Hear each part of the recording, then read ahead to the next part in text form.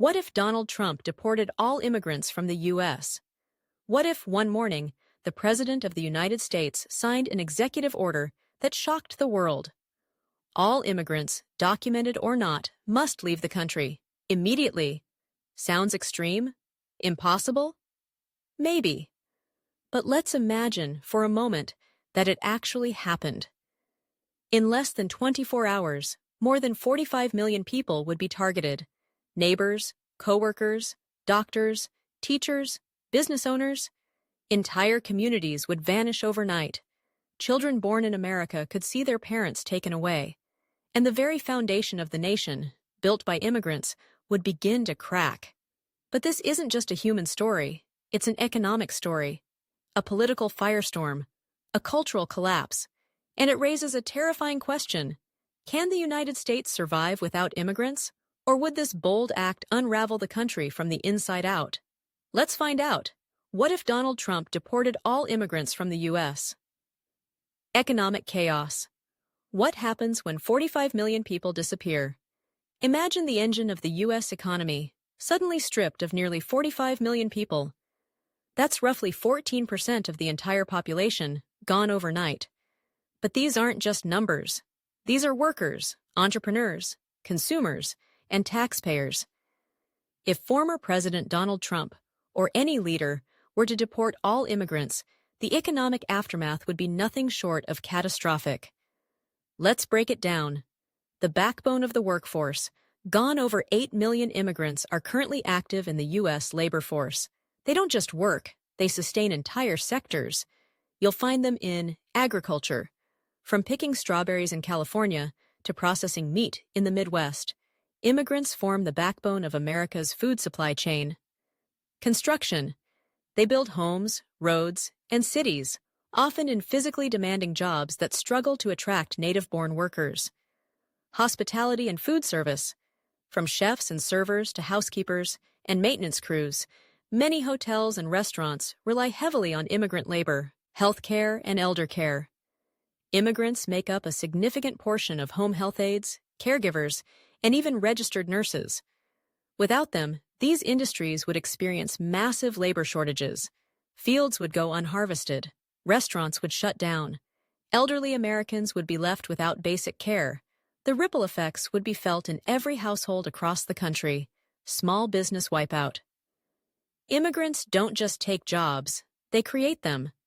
In fact, immigrants are 80% more likely to start a business than native-born citizens. According to the National Bureau of Economic Research, over 3.2 million small businesses in the U.S. are immigrant-owned. These include local restaurants and cafes, construction firms, tech startups, transportation and delivery companies. Remove these entrepreneurs, and you eliminate not only their businesses, but also the millions of jobs they generate for other Americans. In short, deporting immigrants would mean gutting the country's small business ecosystem, a demographic time bomb. One of America's silent strengths has always been its demographic advantage, a relatively young working-age population. But this is changing. The native-born population is aging rapidly. By 2030, 1 in 5 Americans will be over the age of 65. Immigrants help fill the gap. They are generally younger, with higher birth rates, and often take on the physically demanding jobs that older workers can't. Deporting them would accelerate the aging crisis, reducing the number of working-age people who can support the growing elderly population. The result? A shrinking tax base, overwhelmed healthcare systems, and a Social Security fund under more pressure than ever before. Inflation and supply chain meltdown. One immediate effect of mass deportation would be skyrocketing food prices. With fewer workers in agriculture and food processing, supply would shrink drastically while demand remains the same. Expect a carton of eggs or a head of lettuce to triple in price, if you can even find it on the shelf. This isn't just about food. Construction delays would drive up housing prices. Fewer truckers and warehouse workers would slow delivery systems, making everything from Amazon packages to life-saving medications more expensive and less reliable. We're not talking about an inconvenience. We're talking about a systemic supply chain failure that touches every part of American life. GDP, loss in the trillions. The total economic contribution of immigrants to the U.S. GDP is enormous. Analysts estimate that mass deportation would shrink GDP by $1 to $2 trillion the next decade. That's not just a hypothetical, it's a quantifiable collapse. Think of it this way. Deporting immigrants wouldn't just hurt immigrants, it would undercut the financial future of the entire nation. Jobs would vanish. Productivity would plummet. Investment would dry up. Global companies might reconsider the U.S. as a stable market. Conclusion: a self-inflicted economic wound deporting. All immigrants isn't just a policy, it's an economic suicide note. The U.S. economy is built, brick, by immigrants. The hands that harvest our food, the minds that drive innovation, and the families that breathe life into aging communities.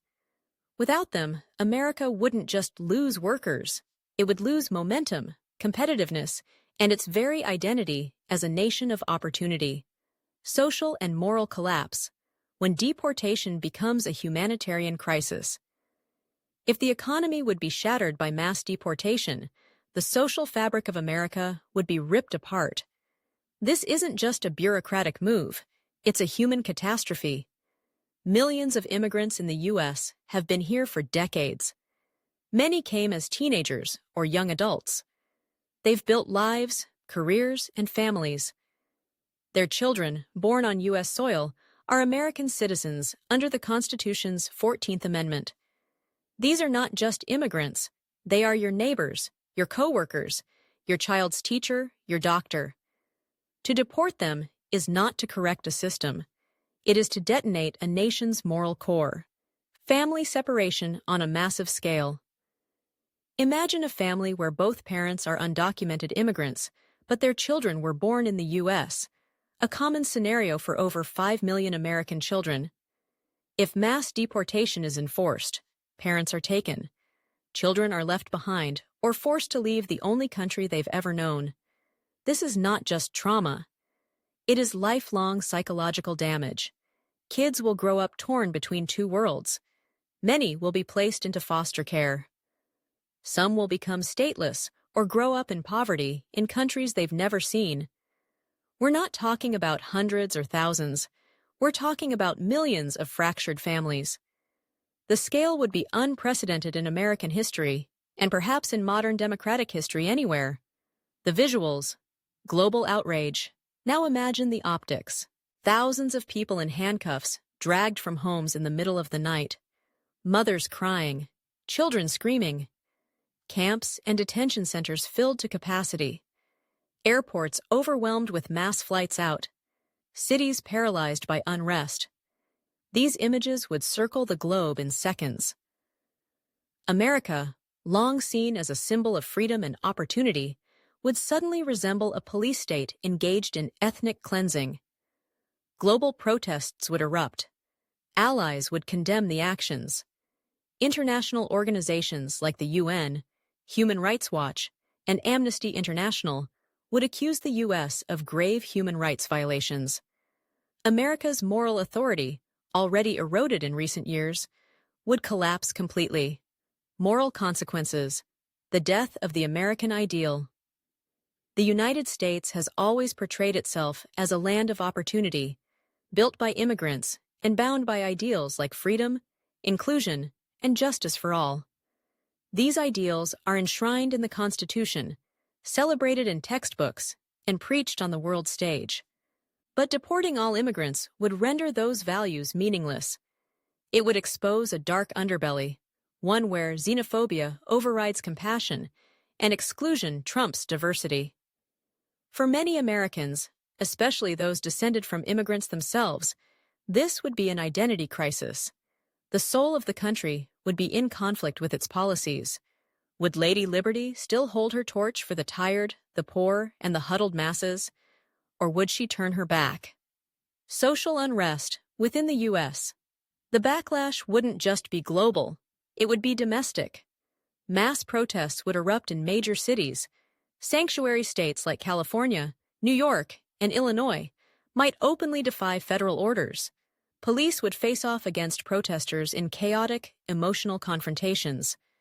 Churches, schools, and community centers could become safe havens, echoing scenes from past civil rights struggles. The country could face a constitutional showdown. Do state governments have to comply with mass deportation orders? Can citizens be arrested for sheltering undocumented families? It wouldn't just be a legal crisis. It would be a moral war, tearing communities apart. The human toll.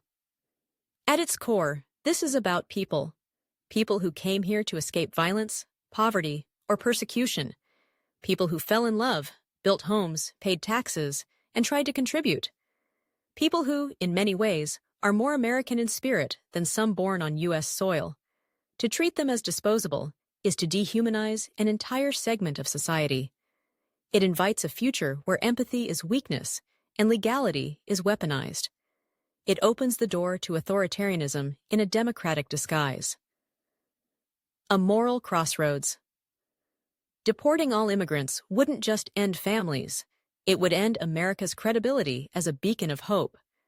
It would mark the final blow to the myth of American exceptionalism, not because the country failed to protect its borders, but because it failed to protect its values. In the end, the real question isn't whether the U.S. can deport 45 million people. The real question is, can a nation still call itself free after doing something like that? Internal conflict, a nation at war with itself. If a U.S. president were to order the mass deportation of all immigrants, documented or not, it would not simply be a federal action. It would ignite a firestorm within the country itself. The conflict wouldn't stop at courtrooms or policy debates. It would spill into the streets, into state governments, into everyday American life. And at its worst, it could push the United States toward a level of internal instability not seen since the Civil War, rebellion from within. The states that say no start with the blue states: California, New York, Illinois, Washington, Massachusetts, and others. These are regions where immigrants are not just welcomed, they are foundational. In California, nearly 1 in 4 residents is an immigrant. In New York City, entire neighborhoods, Chinatown, Jackson Heights, Little Italy, exist because of waves of immigration. Illinois depends on immigrant labor for both urban services and rural agriculture. If the federal government began mass deportations, these states would resist, not in rhetoric alone, but in policy and practice. Governors could issue executive orders refusing to cooperate. State and local police might decline to enforce federal immigration directives. Courts could be overwhelmed with legal challenges. Public officials might shelter immigrants in government buildings, schools, or churches. This isn't hypothetical, it's already been tested. During the Trump administration, several states declared themselves sanctuary states and limited cooperation with ICE, Immigration and Customs Enforcement. But in a scenario of full deportation, this resistance could escalate from protest to open rebellion. Protests, riots, and civil unrest cities like Los Angeles, San Francisco, Chicago, and New York would likely become epicenters of resistance. The sight of federal agents dragging away immigrant families would ignite protests of a scale comparable to the George Floyd demonstrations, but far more sustained, emotional, and potentially violent. Civil disobedience would sweep through universities, churches, and workplaces. General strikes could paralyze major industries. Riots might erupt in working-class immigrant communities, pushed beyond the breaking point. Tensions between racial and ethnic groups would intensify. White nationalist groups may see this as a moment of validation and mobilize, while civil rights organizations would rally millions in defense of immigrant communities. The result? A nation in flames, not just politically, but literally. Constitutional showdown. Who holds the real power? The U.S. Constitution was designed to balance power between states and the federal government, but this balance would be stress-tested like never before. If states defy federal orders, does the president send in the National Guard? Can a state governor be arrested for harboring undocumented immigrants? Would judges defy executive orders or be removed for insubordination? At the heart of this storm lies a terrifying question. What happens when half the country refuses to obey the other half? The last time this happened, over the issue of slavery, it led to the Civil War. Could this become a second civil crisis, where ideology, geography, and identity collide? The rise of secessionist movements. As the federal government clamps down, secessionist sentiment could rise again. In California, where a movement called Calexit has simmered beneath the surface for years, activists might renew calls for independence. States like Oregon, Washington, and New York might threaten to form coalitions, refusing to send tax dollars to a government they view as immoral. Native American tribes and territories with sovereign status may refuse to hand over immigrants residing within their land. These aren't idle threats. In times of extreme political stress, fringe ideas become mainstream. And in a divided America, the very concept of a United States could begin to crumble. National identity torn apart.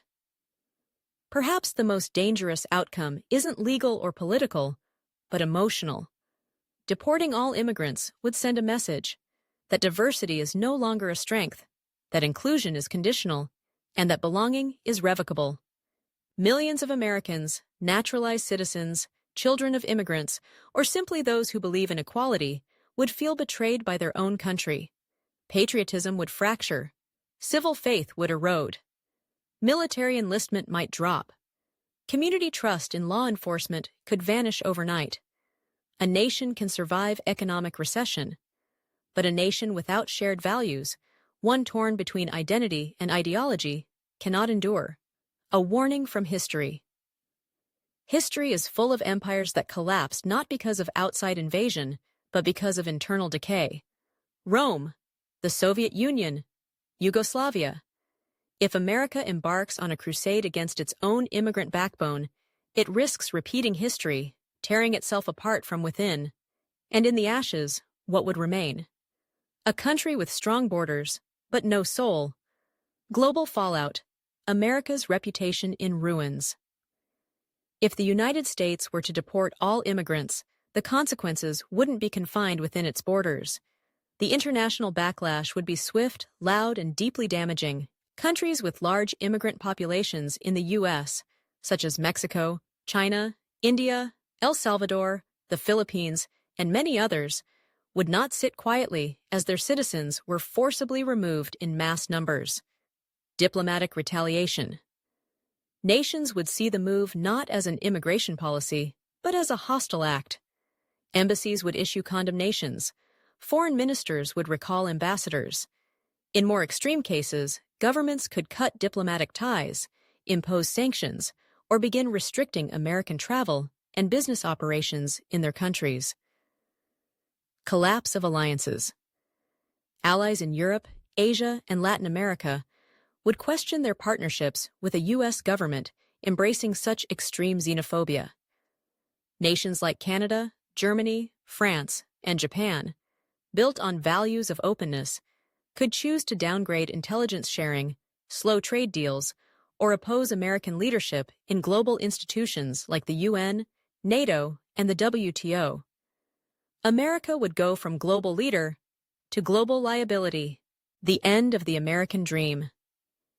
For decades, the United States has been viewed as the land of opportunity, a beacon for the world's dreamers and strivers. A mass deportation would permanently tarnish that image. Instead of hope, America would symbolize fear, exclusion, and nationalism. Soft power, America's ability to influence through culture, values, and reputation, would evaporate. And without respect abroad, even military or economic strength would have less impact. If Donald Trump, or any leader, were to carry out the mass deportation of all immigrants from the United States, the consequences would be far more than just economic. It would be a seismic moral, social, and global rupture. America would not simply lose workers. It would lose its identity. The values that once defined the nation, opportunity, inclusion, diversity, would be shattered under the weight of fear and exclusion. The economy would falter. Industries would collapse. Families would be torn apart. Cities would burn in protest. Allies would turn their backs. The global community would watch in disbelief as the world's most powerful democracy betrays its own promise. More dangerously, such a policy could rip the country apart from the inside, triggering rebellion, constitutional crisis, and perhaps the greatest civil unrest since the 1860s. This is not just a cautionary tale. It's a stark reminder of what happens when policy ignores humanity and power is used not to protect, but to punish. Because when a country tries to erase millions of people, it may end up erasing itself. Now it's your turn. What if tomorrow America became a native-only nation? No cultural diversity, no immigrant stories, no global talent shaping its future? Would it still feel like the country you know? Would you still recognize the American dream? Share your thoughts in the comments below. We want to hear from you, your fears, your hopes, your truth. And don't forget to like, share, and follow this What If series, where we ask the boldest questions and imagine the world they might create. Because sometimes one decision really can change everything.